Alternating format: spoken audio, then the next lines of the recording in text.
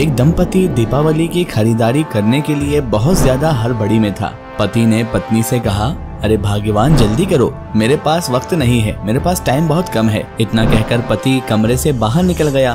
तभी बाहर जैसे ही वो आया तो बिस्तर पर बैठी उसकी माँ पर उसकी नजर पड़ गई।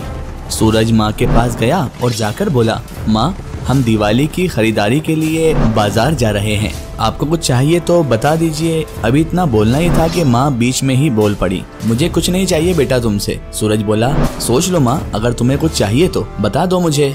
सूरज के बहुत ज्यादा जोर देने पर उसकी माताजी उससे बोली, ठीक है बेटा तुम इतना जिद कर रहे हो तो रुको, मैं तुम्हें लिख कर देती हूँ, कहीं तुम भूल ना जाओ कि मेरे लिए क्या लेकर आना है। ये कहकर सूरज की माँ अपने कमरे में चली गई।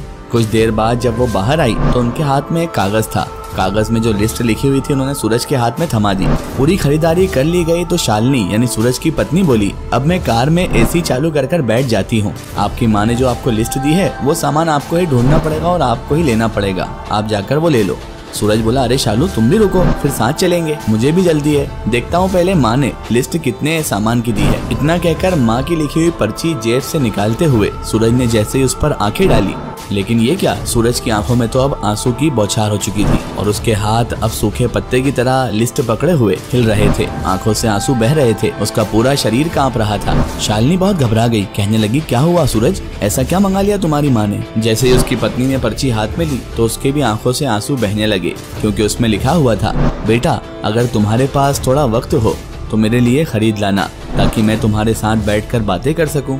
अगर तुम्हारे पास थोड़ा सा वक्त हो तो खरीद लाना, ताकि मैं पहले की तरह तुम्हें लाड़ प्यार कर सकूं। अगर तुम्हारे पास थोड़ा वक्त हो तो खरीद कर ले आना, ताकि हम साथ बैठकर खाना खा सकें। अगर तुम्हारे पास थोड़ा वक्त हो तो खरीद कर ले आना, ताकि हम साथ दिवाली मना सकें। दोनों पति पत्नी ये पढ़कर रोने लगे और जल्दी से गाड़ी स्टार्ट करके सूरज अपनी पत्नी को लेकर घर गया और अपनी माँ के पास बैठकर बहुत रोया और उनसे माफ़ी भी मांगी। दोस्तों, हमारे घर के बड़े जो होते हैं वो हमसे कुछ नहीं चाहते, हमारे माँ बाप जो होते हैं वो हमसे कुछ नहीं चाहते, बस हमारा थोड़ा सा वक्त चाहते हैं। तो इसीलिए शादीशुदा जीवन से टाइम निकालकर अपने माँ बाप को भी समय दीजिए, क्योंकि ये वो अजीम दौलत है जो दुनिया में बार बार नहीं मिलती।